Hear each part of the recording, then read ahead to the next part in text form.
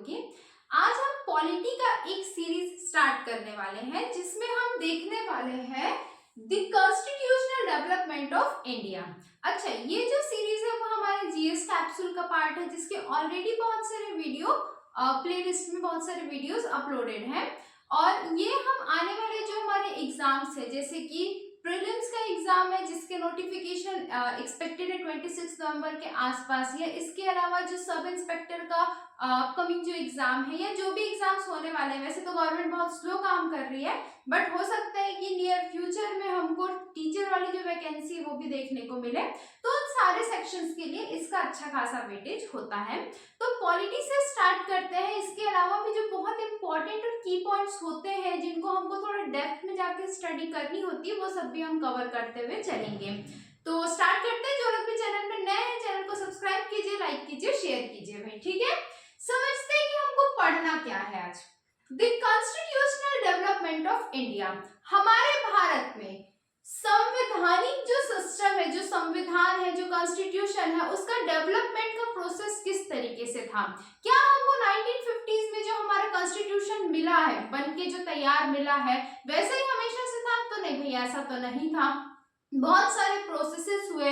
हमारा कॉन्स्टिट्यूशन बनने से पहले हम लोगों ने ब्रिटिशर्स के बनाए हुए बहुत सारे एक्ट्स को पढ़े, जाने, समझे और उसी के सीक्वेंस को पढ़ना है।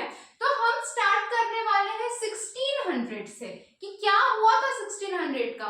1600 जो ईयर है इसका भी हमारे कॉन्स्टिट्यूशन के फॉर्मेशन में बहुत ही हायर इम्पैक्ट वाला पार्ट है, ठीक है।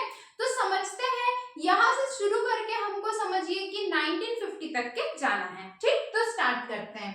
तो 1600 में कौन सी घटना हुई थी?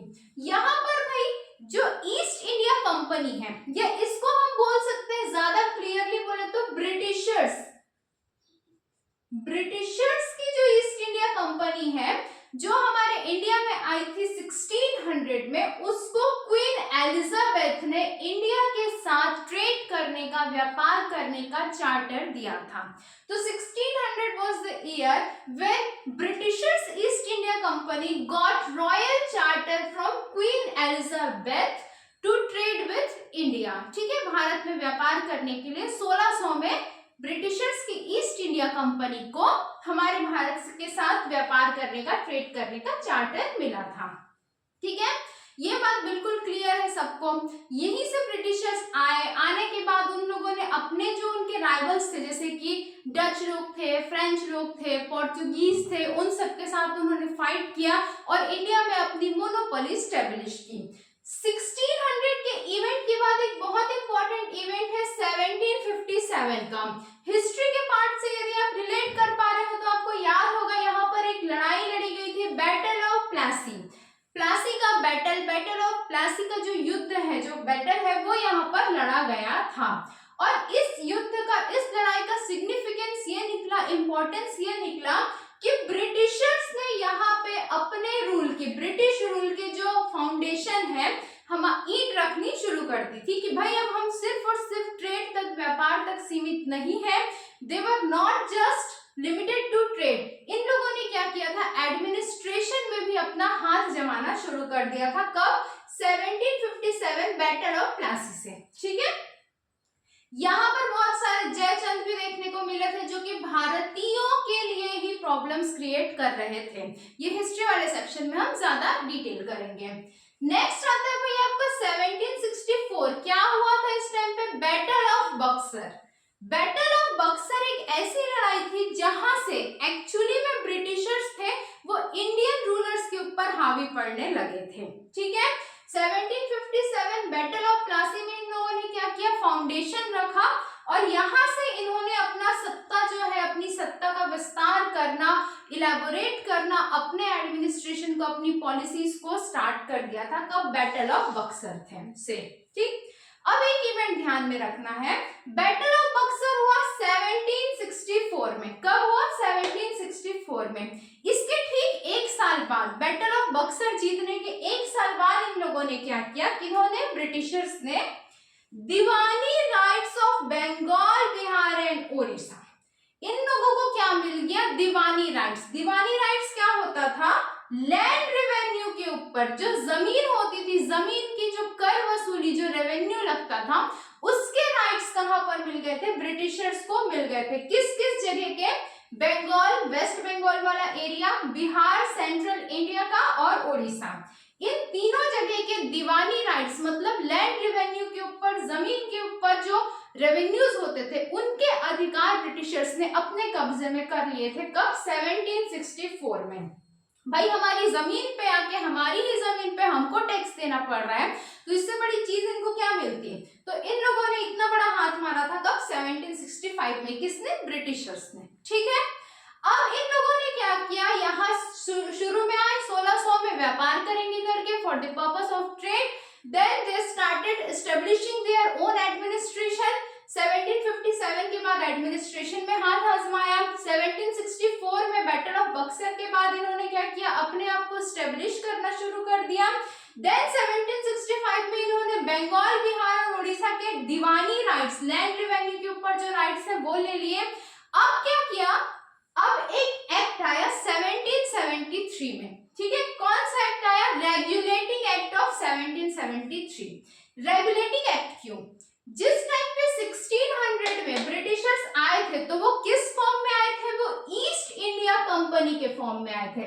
मतलब ब्रिटिशर्स की पूरी गवर्नमेंट इंडिया में नहीं आई थी, एक company, Britishers East India Company आई थी।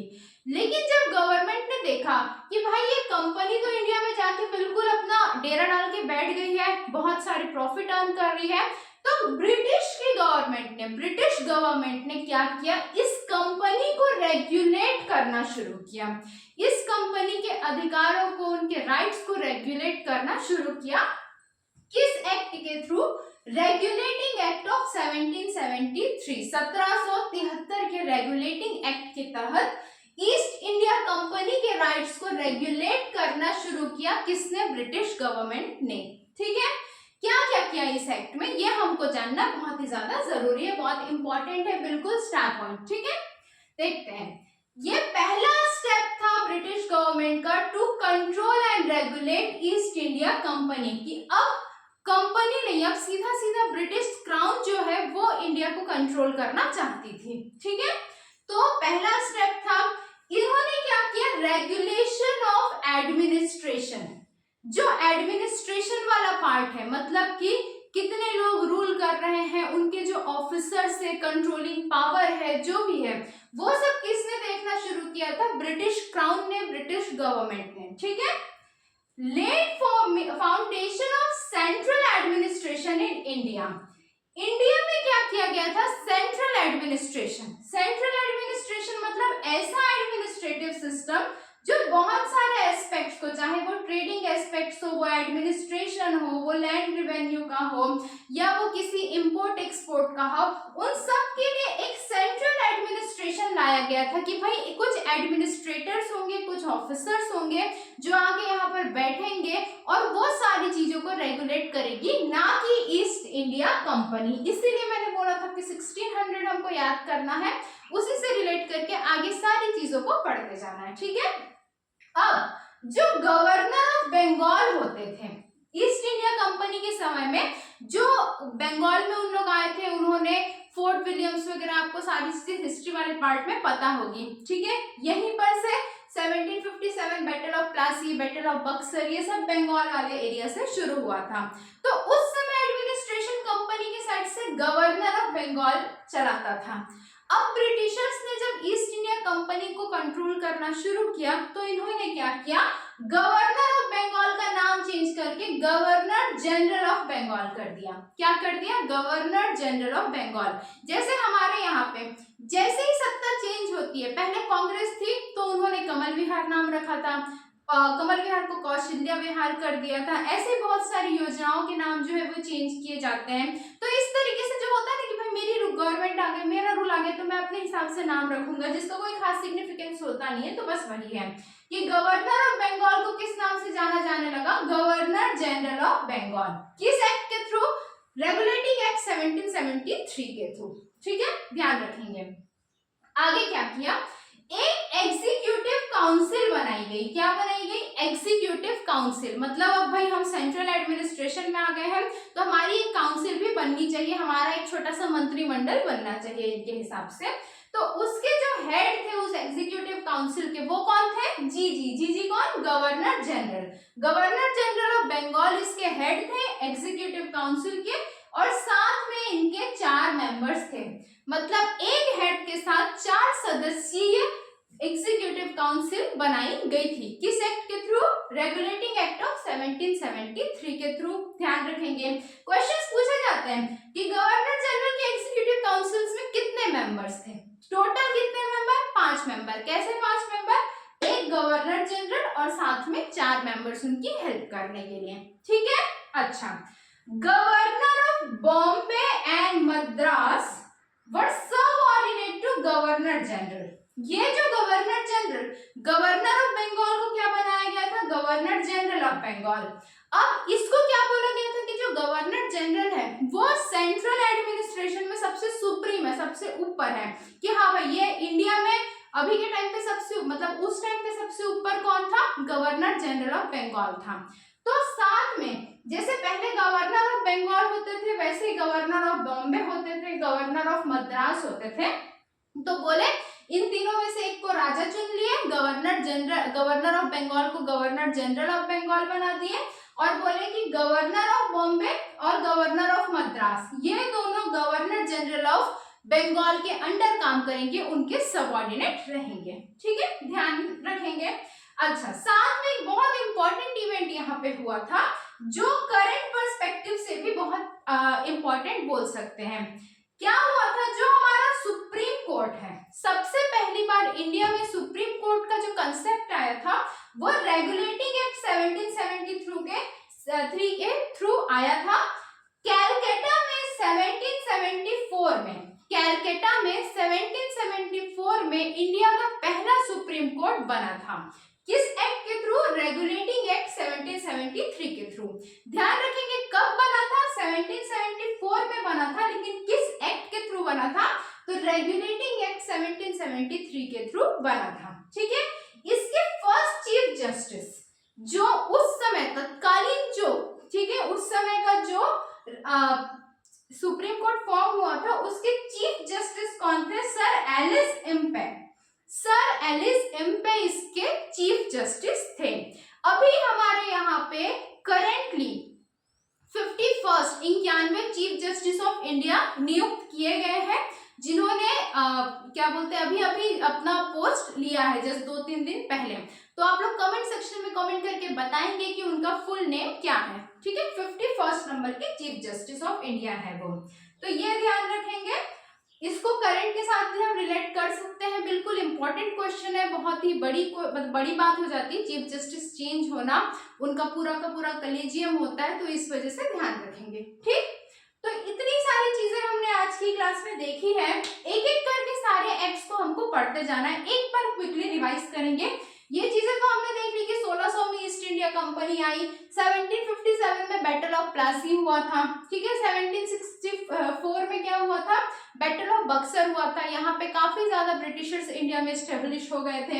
1765 में जो बंगाल, बिहार और उड़ीसा के दीवानी राइट्स थे वो ब्रिटिशर्स को मिलने लगे थे। दीवानी राइट्स मतलब क्या होता है? लैंड रेवेन्यू कलेक्शन, कि लैंड के ऊपर वो लोग रेवेन्यू कलेक्ट करने लगे थे।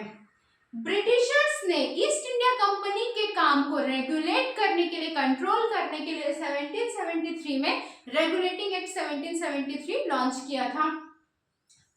क्या था? ये पहला स्टेप था ईस्ट इंडिया कंपनी को रेगुलेट करने के लिए। और क्या था भाई? एडमिनिस्ट्रेशन को रेगुलेट करना था कि भाई आप ट्रेडिंग पे ध्यान दो, एडमिनिस्ट्रेशन तो गवर्नमेंट संभाल लेगी, ये बोलना चाहते थे ये। इसके अलावा इन्होंने यही सेंट्रल एडमिनिस्ट्रेशन का कंसेप्ट लाया कि एक मेन गवर्नर जनरल होगा, बाकी सब उसके अंडर काम करेंगे। उस गवर्नर जनरल की एग्जीक्यूटिव काउंसिल बनाई गई जिसमें गवर्नर जनरल हेड था और उसके साथ 4 मेंबर्स भी होते थे।